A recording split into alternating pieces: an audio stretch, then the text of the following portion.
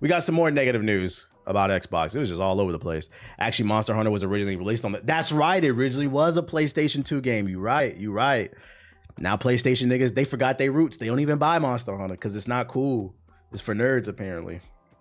What do I think of the Yakuza series? I think it's lit. The only Yakuza game I've ever played is the Yakuza Pirate game, and I liked it, so it's cool. I did see Shia's on the cover. We could talk about that in a minute. Arcane Studios founder brands Gamepass unsustainable and damaging. Oh my lord. For people who don't play games, Arcane Studios is the studio behind the shit with Corvo. I can never remember. What's the shit called? My brain is always froze when and what's crazy is I love the fucking game. My brain always is but they also made the vampire game. That shit was ass. Dishonored. They're a studio behind Dishonored, and they just dropped that shitty vampire game. Although that was Microsoft's fault. But yeah, they're mainly known for Dishonored. Let's see. So enter Raphael, blah, blah, blah, blah, the founder of Arcane Studios and creative director of the most studios games, such as Dishonored and Prey. He doesn't like the Game Pass, and he's not alone. In a post on social media, the head of Arcane suddenly asked why nobody's talking about the elephant in the room, presumably in the wake of recent Microsoft layoffs that heavily impacted Xbox and many associated studios. The elephant in this case is Game Pass, and when someone asked him for his perspective, he said, I think Game Pass is an unsustainable model that has been increasingly damaging the industry for a decade, subsidized by Microsoft's infinite money, but at some point, reality has to hit. I don't think Game Pass can coexist with other models. They'll either kill everyone else or give up. An hour later, his analytical perspective was joined by Michael Dowse, Larian Studios publishing director. These are the people behind Baldur's Gate 3.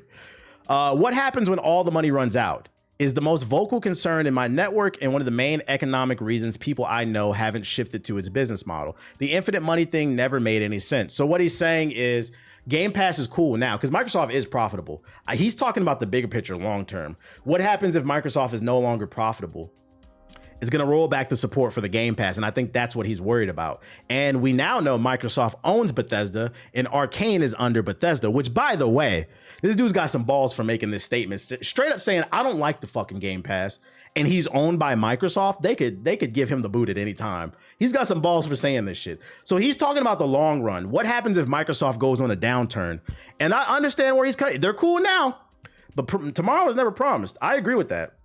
So I think what he's looking at is he's saying, I still wish we were independent because when we're independent, we rake in all the profit versus we're just getting paid a paycheck to put our game on the platform, but it's a steady, like certain type of salary, if that makes sense. Game Pass Bishop, this is propaganda. But yeah, Phil Spencer says it's profitable. I don't know. I think for this type of story, only time will tell. He's wrong about Game Pass. He made Redfall. Now he doing Uber delivery. Yo, chill. I don't know. I think only time will tell with this story. He could be lying. Like Ethos said, this could be propaganda or it could be the truth. I understand where he's coming from. He left in 2017. Oh, so he's not even with the company anymore. That's fucking funny. He said, this is propaganda. The pair touched on cannibalization of sales, which is one of the core concerns of Game Pass. If a developer or publisher launches a game exclusively on Game Pass, nobody technically pays for their game except for Microsoft paying to get it in the catalog, a licensing fee. Dowse admitted that it's a good thing for de-risking projects for smaller teams, but the buck stops there. Yeah, so if you're a bigger known studio like Arcane or Bethesda, you want to rake in the big bucks. You don't need to be subsidized. That's what he's arguing. Sounds like he's kind of salty about being acquired. The Pope told me so. He did then point out that Sony's lifecycle management way of working is much more profitable. I think also another issue with being owned by Microsoft is if the games that they put out on the Game Pass are not generating more subscribers, what's stopping Microsoft from shutting off Bethesda tomorrow? I think that's the main concern too. The title should say former. Yeah, it should say former. That's a little disingenuous. Okay. It's hard to tell. I'm not going to make any predictions on this. It's as long as Xbox continues to put out good product, people are going to support the Game Pass. But the thing is, like, I'd imagine it's so expensive to maintain the Game Pass. It means every year they need to have bangers. They kind of put themselves in quicksand and they got to keep moving. And one thing about running is eventually your feet do get tired. So I'm curious to see how long it takes before their feet get tired. And then when their feet do get tired, what do? There's no way for me to predict what's going to happen other than we got to give it some time to see how this one plays out. What I will say though is this is an interesting perspective. At bare minimum, what I do know is at this point in time in 2025, Xbox niggas are supporting Game Pass. PC niggas are supporting Game Pass, meaning they are supporting their platforms. You know who's not buying games? PlayStation niggas. We know you niggas is frauds. You saw the data. 10%. Only 10% of y'all are buying Capcom games. Y'all don't buy no fucking games. Shut the fuck up. What up, HPC? Ben frauds. Game Pass might be getting killed by first-party development costs, it's suggested. So I think this is to respond to what old boy was saying. Do you think if PlayStation had a Game Pass, they would buy more games? They do have their own version of Game Pass. It just sucks. It's that PlayStation Plus premium thing. When you buy the second or the third tier, the higher tier ones, you get free games every month. They do have their own version of Game Pass. It's just not good. Yeah, the shit is trash because they'll give you like year-old games and stuff like that.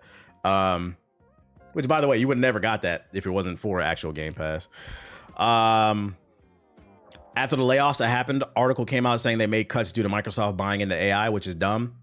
That's going to affect a lot of industries. I've been said that one of the biggest things we're going to see in the United States. So, like, for those unaware, one of the biggest employers of Americans is trucking companies or just trucks. You know, people who buy the big freights or drive the big freights, you know, deliver to Walmart, Target, big box stores and stuff like that. Right now, tech companies are developing AI for self-driving trucks. I just watched a video last night about a company that's rolling out their self-driving trucks as of tomorrow in Texas. They're testing very local markets, and they plan to expand in like the next 2 years. You remember I told you this, if they find a way to make that efficient, if these tests pass and they scale it, oh boy, it's gonna be bad. It's gonna be bad. Not to scare anybody who got what is it, CDL or whatever it's called that allows you to be a truck driver. But if you can buy a truck that drives all day without a human, why would you hire a human? Because they're only allowed to drive like I think like 8 hours a day or something like that. It's gonna fuck up America. That's gonna be bad.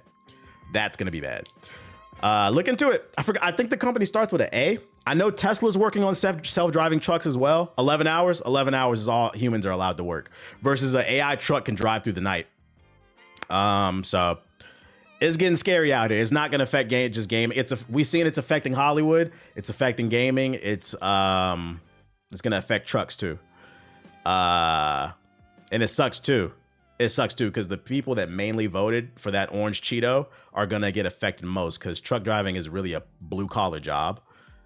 And it's the blue collar people that think, I'm not gonna say all, but the blue collar people who mostly think that this nigga is for them. They're gonna get ravaged, unfortunately, because they're pushing for a lot of deregulation inside of AI, crypto, stuff like that. Is it Aurora? Is that the name of it? Let me see. Let me Google that. Aurora, self-driving trucks. I think this was the company. Aurora's innovation in self-driving technology includes anonymous trucks. They launched a commercial. Yeah, this is the one. This is what I'm talking about. They launched a commercial self-driving truck service in Texas, initially between Dallas and Houston. So they're starting small, just delivering between Dallas and Houston. And if these tests go good, in the next 5 years, it's gonna get bad. You remember, TBA, stop talking about this shit. No. Nah, it's gonna affect your family. You should be aware of it. I'm not gonna sit here and talk every little thing about it, but at least I like to put people on aware, and it's gonna affect gaming. This is bad, bro. The trekking company industry has had this storm coming for a while. Yep. I love how your gamer subs code still works. That's fucking funny. What's this? AI might already be shrinking entry-level jobs in tech. Yeah, because like you can just use the AI for coding and stuff. Remember, T-Bait is not that deep. 5 to 10 years down the road, we might be seeing changes. Did I miss the vacation T? Nah, you good. I don't know what you're talking about. It's funny too, because they're coming out with like slurs for robots now. I seen on TikTok, they're calling them clankers. We have them in my neighborhood. I don't know if y'all seen them. I don't know if anybody lives in a major city, but like I see them all the time in my neighborhood. I posted one on IG. These little robots with 4 wheels. They're delivering food and you see them just crossing the street, going up and down. They call them clankers. I'm not gonna lie, that should be pissing me off too, bro. Fucking clankers. It's coming, man. It's coming. Stay awake, guys. That scene from IH and White Castle is real with the bot chef is real. Here we go, calling them clankers at the start of Skynet. Shit, I didn't know you were a voice actor, bro. It's something I just started. You got a game for me? You got a job for me? It's something I just started, and I'm trying to get better at it. Goddamn clankers. I think that's something we all. I ain't gonna lie, I'm robophobic. They got a term for that shit, boy. Fox News is calling Superman woke. I saw that. They don't read books, bruh. Superman is the original immigrant. Like, what do we fucking well, not the original, but he's the OG immigrant. Like, they literally say that in the comic books. I seen that report. Fox News can shut the fuck up. At least you wouldn't have to worry about AI eating or spitting your food. Yeah, but you might get like metal bits in that bitch or some shit like that. Robots getting slurs now? Absolutely. Hashtag robophobia. And other, that's my AI update. Random. In other news, Helldivers 2 dev says they have no plans of putting it on the Game Pass. For those wondering, just yesterday, Arrowhead Game Studios came in with some shocking news confirming Helldivers 2 release date for the Xbox Series. After being exclusive to the PC and PC for over a year, players will finally be able to fight for democracy on Xbox as well. This announcement had many wondering whether the game would be available on Game Pass, and now Arrowhead has revealed that it will not. As soon as the release date for Helldivers 2 on the Xbox was announced, many players began to wonder whether they could pre-order the game or wait for the Game Pass version. However, Arrowhead has clarified the situation. Spotted by Video Gamer, Arrowhead's gaming community manager confirmed on the game's official Discord that Helldivers 2 is definitely not coming to Game Pass, and there are currently no plans to do so. So if you're looking forward to this game on Xbox, you're going to have to buy it, which shouldn't be a problem for you guys. Because like we stated earlier, the data suggests Xbox people buy games, Steam people buy games. We know who doesn't buy games. The Sony ponies. Unless it's a fucking Xbox game, then for some reason you guys buy it. Yeah, you got to buy the game, brokies. The good news is the game was only like $30, $40, right? It's not expensive. And I believe it has crossplay. I'm on y'all PlayStation niggas' heads, bro. Does this mean more PlayStation games are coming to Xbox since they're not chasing a Game Pass check? Possibly. I would imagine more PlayStation games could come to Xbox. I mean, more PlayStation games are coming to PC. We already have the numbers that suggest that PlayStation niggas don't buy games outside of Madden and 2K. And these companies that are creating unique, fun exclusives for people who are open-minded, they need to make their money back. So they might have to come to PC. They might have to come to Xbox. Because right now, shit, they might have to come to Nintendo. Because of the big four, those are the only three that are actually generating sales.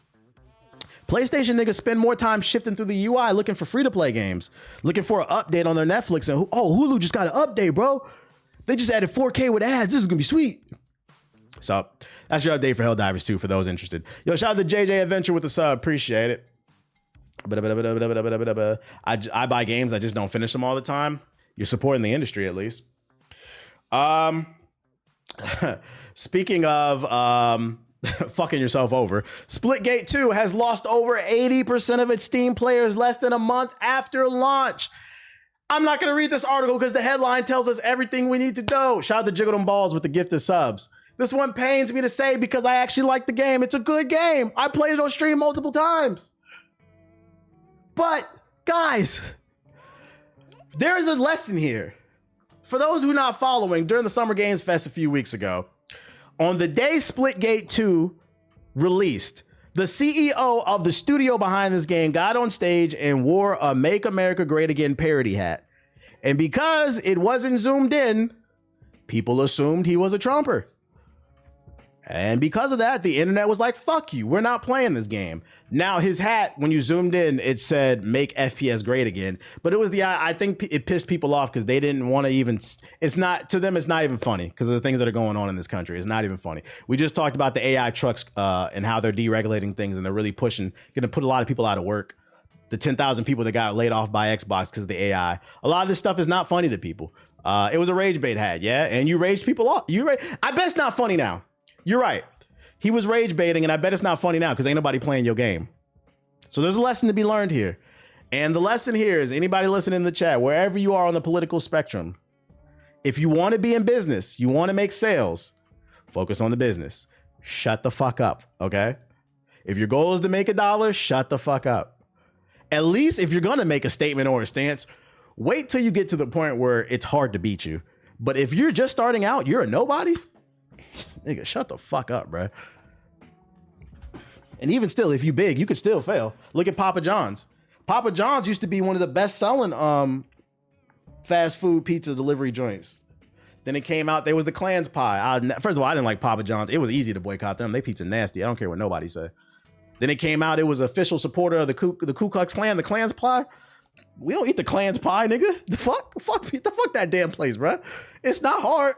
It's not hard. So I don't feel, even though I like the game, I'm not gonna backtrack on that. I thought the game was good and it deserved the chance. It was free to play with crossplay.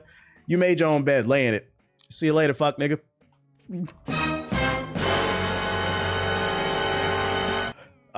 We gotta.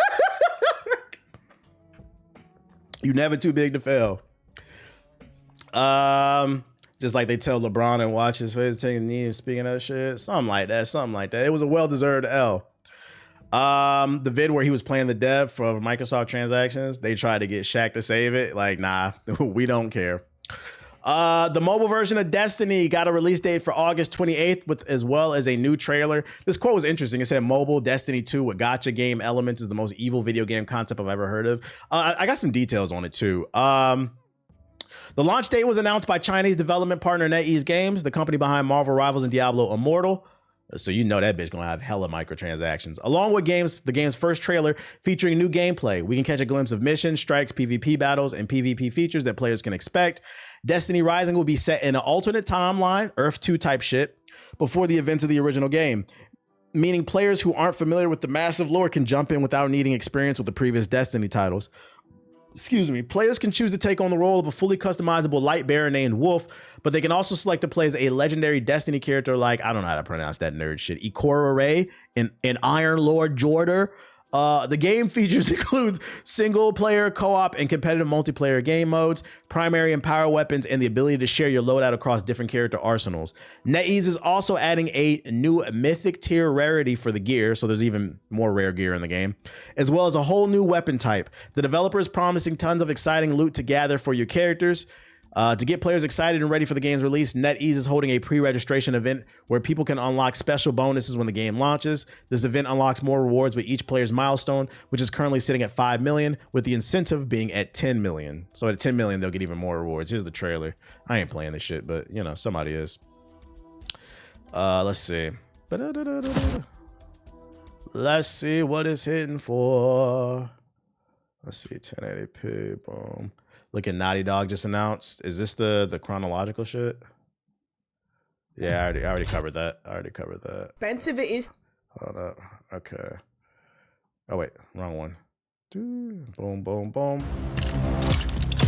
They saying this better than Destiny 2? Yeah, we'll see.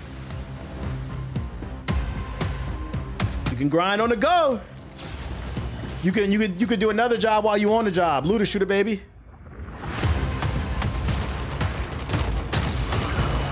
I saw that video. I'm gonna talk about it in a second.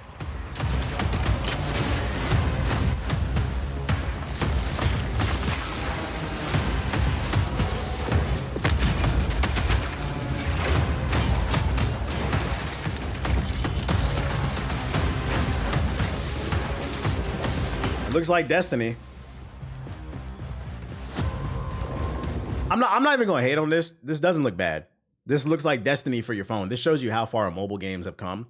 I think the biggest issue, what's going to make or break this game is, because we just talked about, there's going to be a bunch of new stuff in it, is the business model. If the business model is not bad, this will have a healthy community. I'm not going to hate on this. This looks decent. For people who are fans of Destiny, if you get the backbone or you use the Xbox controller and hook it up to your phone, I could see somebody who works a security job or like a desk job where they have free time. I can see them grinding this.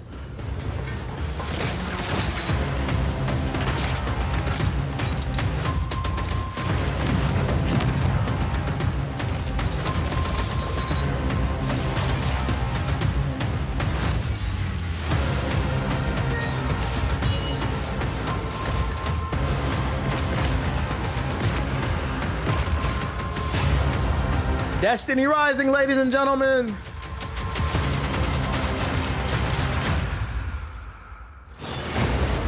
Is it too late to get into Destiny? I mean, it said in the article, this is a good jumping on point because it's altered the timeline if you want to try this one. What y'all want to hear? I got a prediction for y'all. So this game does look good, but it looks good for a mobile game. It's clearly the Destiny 2 engine downscaled to... Oh, fucking shit. My headset was trapped in my damn chair. All right, so here's my prediction. It looks like the Destiny 2 engine just got downscaled for mobile phones, but it looks pretty good, right? My prediction is long term, not short term. Short term, it's gonna have its moment, right? But long term, if this game is not a success, because this is just a downscaled version of Destiny 2, I predict if it's not a financial success, what they're gonna do to try to salvage the game, they're gonna port it to the PS4. And guess what? PS4 niggas is gonna say, we got one. And I say, you niggas don't deserve nothing. But I would not be shocked if they try to downscale it even more, import it to the, we getting Destiny 3, we getting Destiny 3. No, you're not. No, you're not, nigga. You eat that shit up, bro. Shut the fuck up. Other mobile news, there was a mobile Resident Evil game. Resident Evil fans have a lot to be excited for with Resident Evil Survival Unit, a new mobile strategy game announced by Aniplex during Anime Expo 2025. The game is being co-developed by Joy City Corporations. Resident Evil Survival Unit is going to be released globally on mobile platforms, iOS and Android, on July 10th, so 2 days from now. Is there a new trailer for this shit? Is there a trailer for this? So let's Google. We got Destiny 3, bro. Strategy game. I don't know about that, man. Let's go on YouTube. Let's copy Resident Evil mobile game. Oh, here we go. Shout out to MJ Cray with the sub. Appreciate it. Everyone, this is Shinji Hashimoto from Aniplex.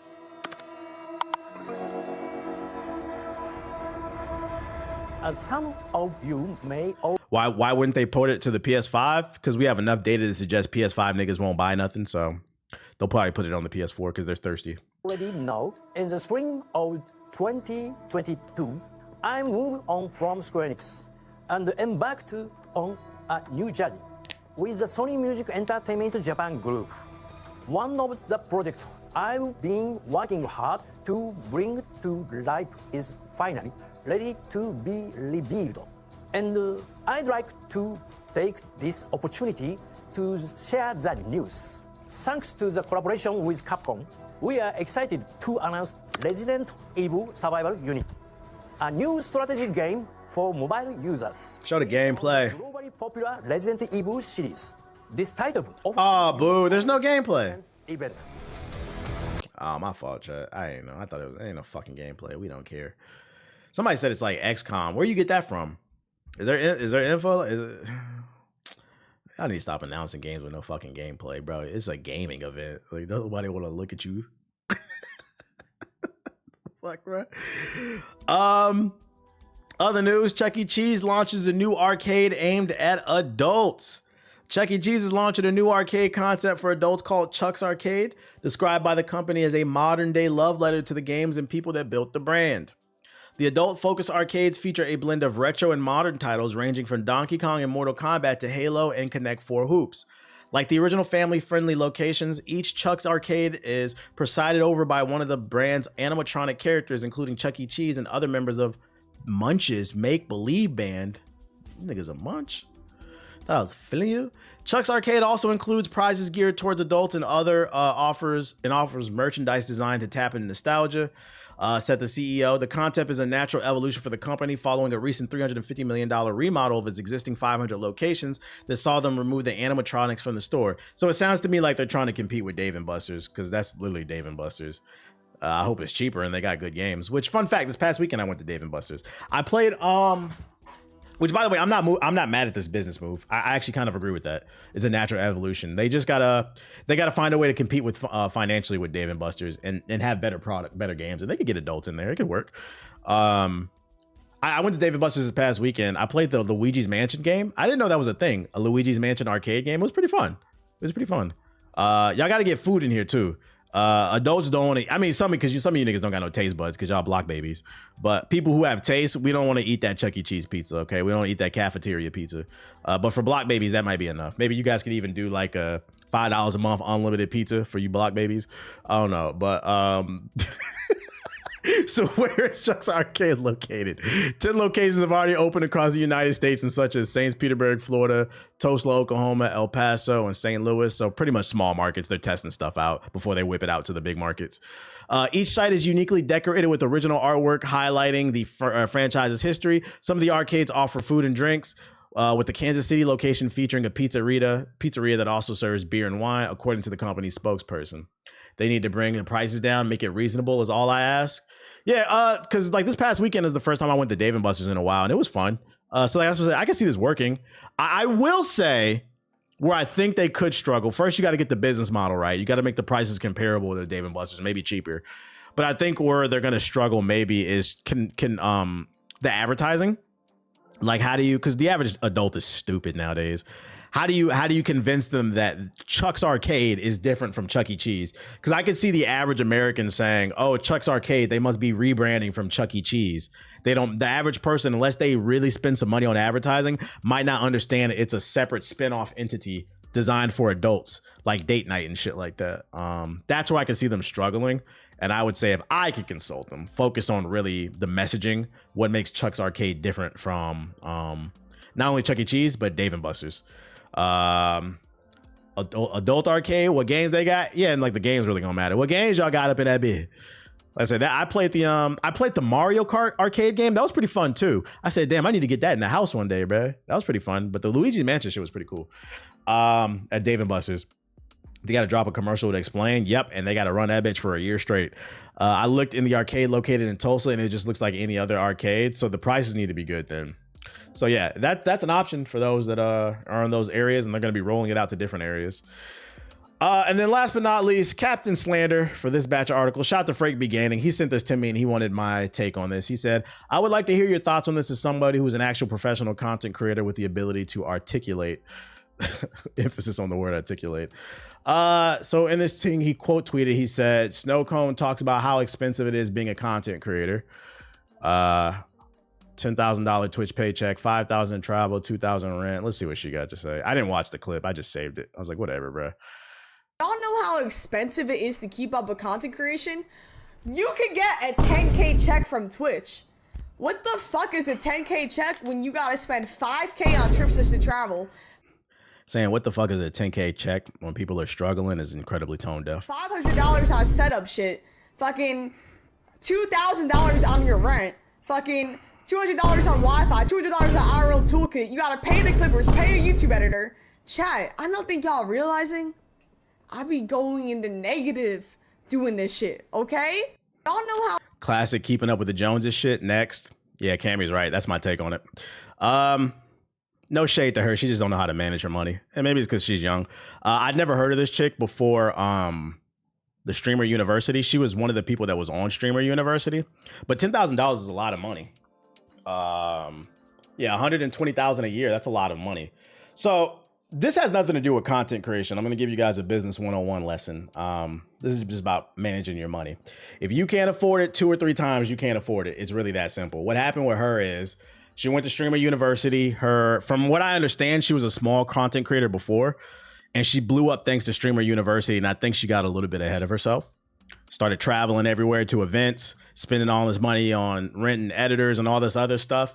And she increased her overhead. So when it comes to business, and this has nothing to do with content creation, if you just want to own a business, period, when it comes to scaling, unless you have proper investors, which this woman doesn't, I'm talking about seed investors. You reached out to X, Y, and Z, and they said, we're going to invest $5-10 million in your company. Unless you have seed money, you should always scale at a slow pace and make sure that you can afford whatever it is that you're trying to do. What happened here is like what Cammy said, keeping up with the Joneses, which is an old black people term for it's in reference to a television show, trying to keep up with everybody else. She was a part of Streamer University. She was around a bunch of popular content creators. She saw how Kai was moving, how Agent was moving, how DDG was moving, and she felt she needed to do X, Y, and Z to grow her numbers. So she scaled far too quickly before her income matched what she needed. So my counter to her argument is, you're saying, what the fuck is a $10,000 check when you need $5,000 in travel and $500 for this and $1,000 for that? Who the fuck told you need to spend $5,000 in travel? I've been doing this for almost 20 years. I ain't never spent $5,000 in travel in any year. First of all, when you lit, people will pay for your travel for like events. So what are we talking about? You chose to spend $5,000 a month on traveling because you felt like you needed to do X, Y, and Z to fit in with those kids, and you scaled before you were ready. So to this person, I would say, and this is no shade, I'm giving real grown folks advice. Cut back on your overhead. Your overhead is way too high. You don't need to go to 3, 4, 5, 6, 7, 8 events a year. Go to 1. And then when your money starts, when that 10 turns to 12, when that 12 turns to 15, because to be honest, that's not guaranteed. I think that's where a lot of people fuck up in business. You fail to realize not everything is $1 million idea. And the sooner you realize that, the quicker you will have a more comfortable life. Some people will just have a small mom and pop's business, whether it's a comic book store or a restaurant. Most restaurants are not profitable. You got to pay for rent. You got to pay your employees. You got to pay food. You got to pay electricity. You got to pay water. And then you got to hope you generate sales to pay all that. And after all that, that's your profit. So the profit margins are very thin. But I'm gonna be honest, this woman right here, I never heard of her before Streamer University, and somehow she's spending more money than me a month. It sounds like to me like you don't know how to spend your money. So dial it back. You got a little bit ahead of yourself. You're not as big as you think you are. I understand it's exciting because you got your moment, but take your time with it. One of my favorite books, I don't care how corny it is, and this is where I'm gonna wrap it up. One of my favorite books is Tortoise and the Hare. I feel like a lot of y'all need to read that. It's a simple children's story with a great lesson in it. Slow and steady wins the race. So that's my take on it. And this has nothing to do with content creation. This is just some general advice for anybody. Learn to budget. That's how you do. Me personally, I don't feel the need to hang out or with any of these people, so I don't spend my money. Like, you don't need change. You don't need to buy flights all the fucking time. She moving faster than her pockets is moving. Ding, ding, ding, ding, ding, ding, ding. This is definitely a first world problem. But yeah, to hop on stream and say $10,000 a month is not a lot of money is incredibly tone deaf to a bunch of people who are struggling. Usually your parents teach you this. Don't worry. I got you. I'll teach you. Agent should have covered this in the pocket watching class. Yeah, she should have been in the agent class, right? Nothing about that streamer stuff interested me. Didn't watch a second. No, the funny thing is, like, I took a unplanned last minute trip this last weekend, and I still didn't spend $5,000. So I don't know how the fuck you spending $5,000 a month on trap. Like, where are you going, bro? Sounds like to me you booking first class flights everywhere too. That's another thing. You ain't got first class money. You need to sit your ass in economy. What else I got for you? Mafia. Let's look at some Mafia gameplay. Also, to be fair too, where we're gonna wrap that one up is also all that stuff is tax write-off. If it's going towards your business, what you crying about? It's a tax write-off. You'll be all right when tax season come around. I went out the country and never spent that much. Nigga, if you spend $5K going anywhere, where you went? Where'd you go to Moon? Where'd you fucking go to Moon? What are you